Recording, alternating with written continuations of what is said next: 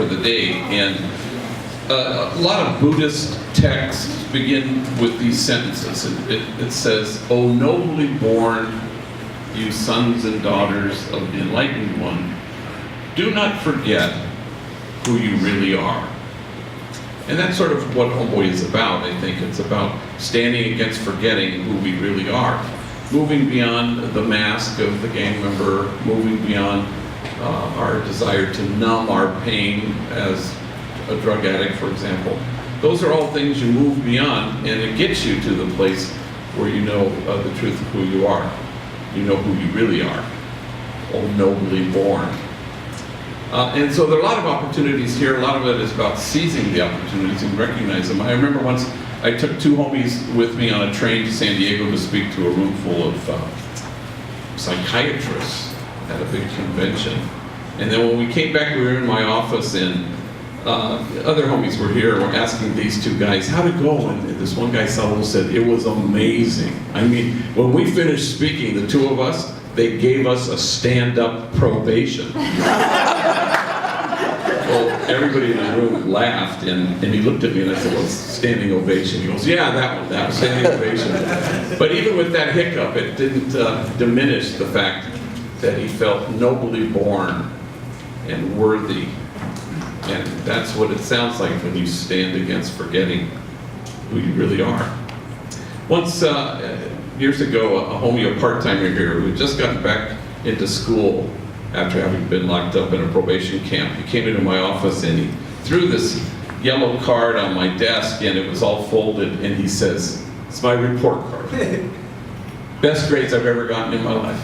In fact, I'm showing that report card to everybody I meet." So I opened the thing, and the grades, I'll be honest with you, they're not really remarkable. And my eye wanders, tardy 49 times, absent 9 times. And then my eye wanders to all the comments, He's always disruptive. He can't stop talking.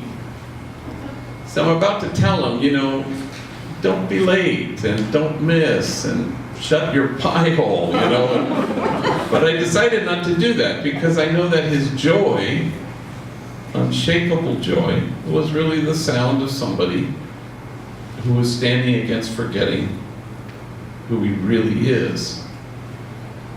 So I handed the report card back to him, and I said, "Do me a favor, show this to everyone you meet." I remember once talking to a homie who was the kindest, most gentle, tender soul, and yet I knew his family, and I knew where he came from, and terror and torture and abuse and violence and neglect and abandonment. And his parents had just rejected him, really. And I thought, how does he manage to be resilient? How does he manage to be so kind and tender? So I asked him, and he said, "Gee, years and years ago, I suspected there was something of goodness in here, but I couldn't find it. Until one day I did. I found it right here. Goodness. And ever since I found that, I've always known who I am. And no one can touch me now. Oh, nobly born,